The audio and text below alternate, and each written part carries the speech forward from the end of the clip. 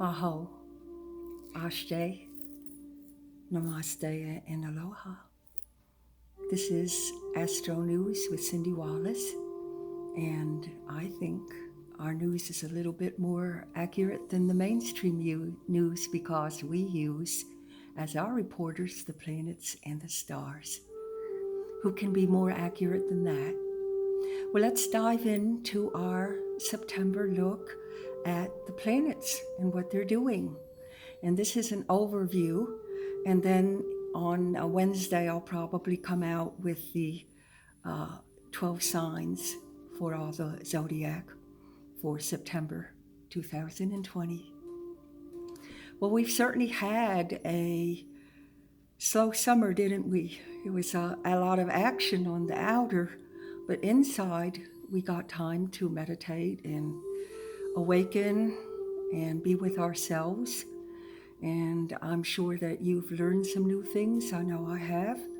So it was a good time for hibernating and learning new things for the whole universe, which we'll need later. Now, the biggest thing right now going on is that our red planet Mars is in Aries, and it hasn't been in Aries for a long time, and that particular planet rules Aries. So whenever you have your ruler in your sign, it makes it a lot more powerful than as if it was not in your sign. So Arians will get that extra oomph this month that they'll need. Now, as if that's not powerful enough, the whole universe, it's going to go retrograde from September 9th to November, the beginning of November, approximately on election day.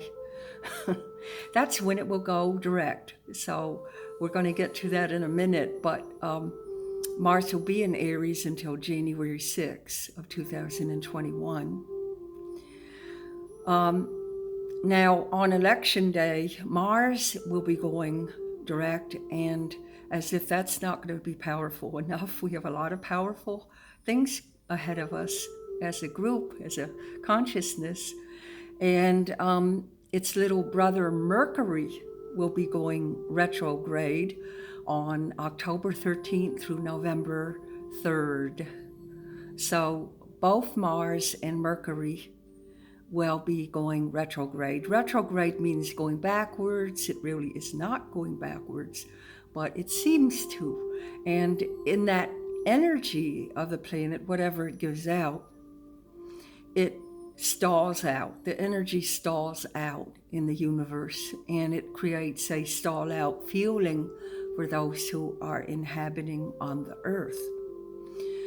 Now, retrogrades are necessary because if you can imagine train stations without schedules, trains would be running into each other all the time. So we have to have some kind of regulatory system in the universe so that events and such do not collide with each other. In other words, even if we didn't have Saturn going retrograde sometimes, we'd have a lot of chaos, much more chaos than we do right now.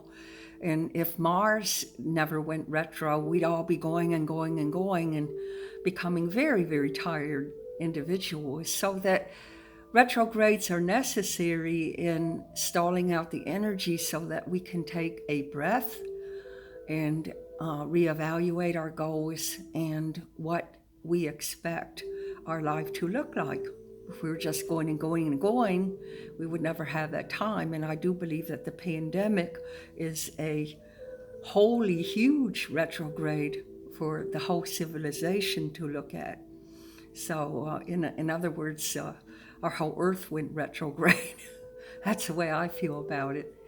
At any rate, when Mars goes retrograde for the Arians, they will have to be careful with their body. It's going to be in their first house for the Aries, and it will be in each individual house, which I'll cover on Wednesday evening in other signs. But for the Arian, They will just have to be careful with tools, cutting with knives, any sharp objects, doing anything that could cause accidents. I'm not saying it will, but there is a potential for more accidents to happen when Mars is in retro. Again, Mars is go, go, go, and the retro says no, no, no. So a lot of Arians are going to get a lot of rest. And because it's in the physical house it's in the physical house, a body, that they will probably require a lot of rest. Now, Mercury rules, remember I said it's going to go retro too. Mercury rules Geminis and Virgos. So they won't probably have the same thing with accidents, but they will feel a need to review their situations in life in the last 8 weeks. So that retro, like I said, is going to start on October 13th. But right now, all we have to do is worry about one thing at a time. Whew. And that is the Aries retro that's starting in a couple days, 9/9. Now, I said something about the elections. Both are going to turn around on election day, or not turn around, they're going to probably go stationary for a day or two and then go direct. But what that's going to cause is, of course, communication problems, which Mercury retros always cause, and we get 3 of them a year. But it's going to cause anger in the streets, a lot of confusion. It could cause what we had back when it did it before, which was the Gore-Bush campaign election, where the Chads in Florida flew up a coop. So again, we just don't know, but it could have something to do with the balloting or who gets in. Maybe people are angry about who gets in. I did want to share that in the U.S. astrology chart that whoever does get in could suffer, because of Jupiter and Saturn, could suffer a death or assassination in the next couple years or year. So I don't know that anybody would want to get into the White House then. So getting back to the retrogrades, we did get over the summer with the 5 planets in retrograde, and that was enough. There were 5 and then it went to 4, but still 4 planets in retrograde is a lot. We saw that back in the summer of 2015. It did that. So if you can remember back how nothing your summer was, it was probably a duplicate of that. Now, the sun is in Virgo this month, so Virgo's, a lot of Virgo this month, but every fall, every September, we have the sun in Virgo for 3 weeks. So then it's going to move to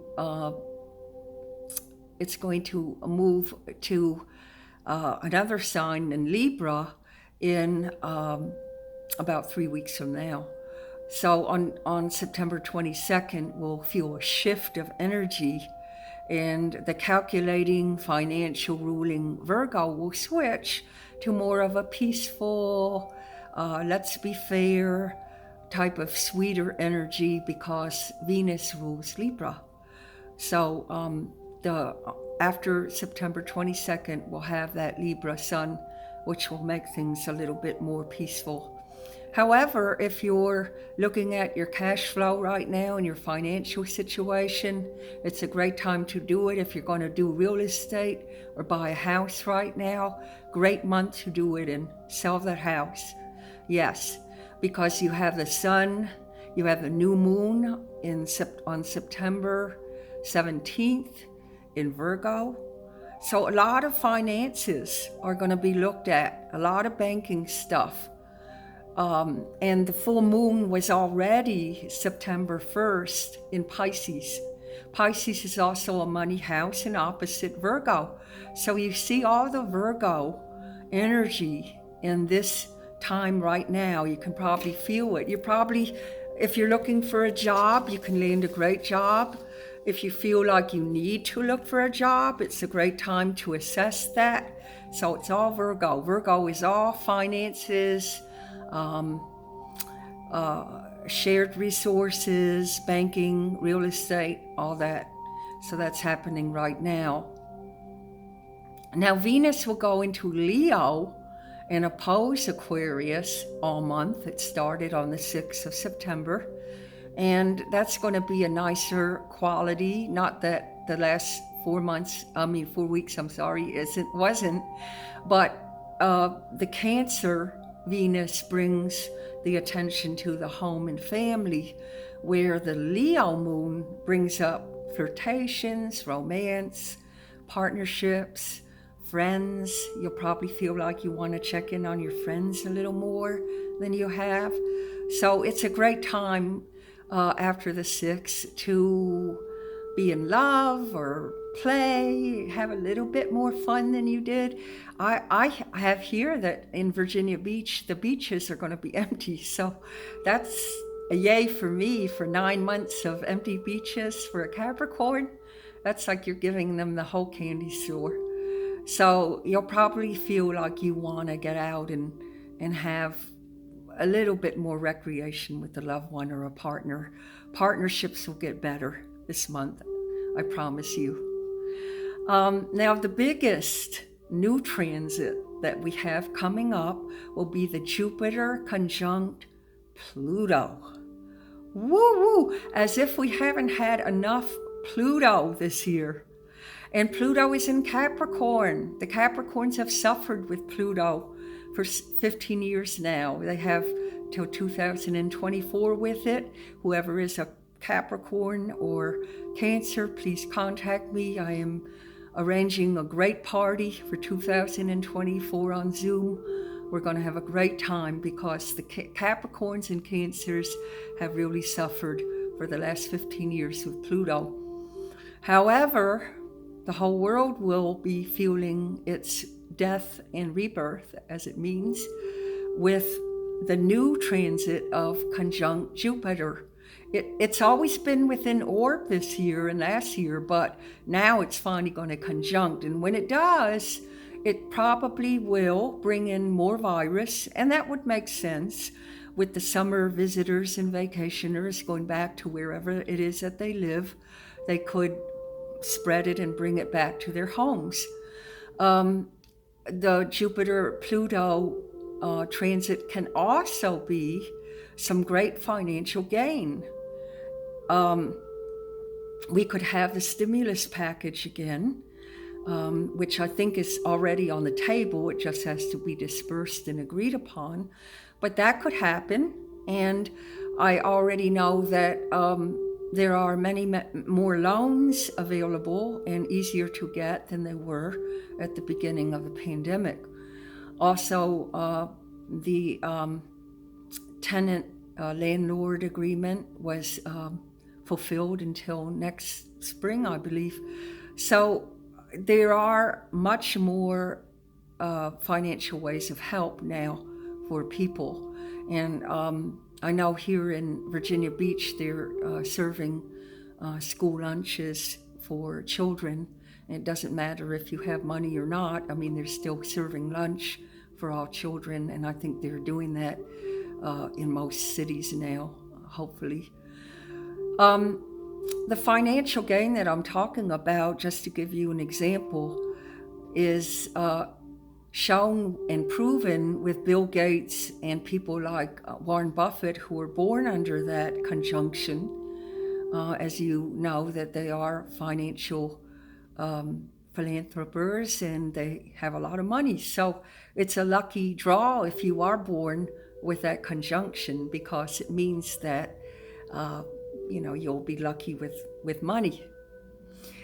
Now, that Jupiter-Pluto conjunction will end in January of 2021, and we will never see it again until February of 2033, if any of us are still here. So that is the newest, biggest thing. So as you can see, September is very, very powerful. The vaccine will move ahead and we'll probably get it at the end of the year, but it may not be dispersed to common folk until spring or summer of next year. And the Cappies, Jupiter, Saturn, Pluto is still in existence. And Jupiter, the good luck planet, and Saturn will finally move into Aquarius at the end of the year, and Saturn will remain there for 2 years. So thank you for tuning in to the Astro News.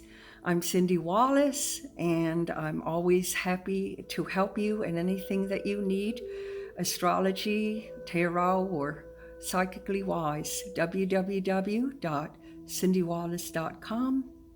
Aloha, ashe, namaste, aho.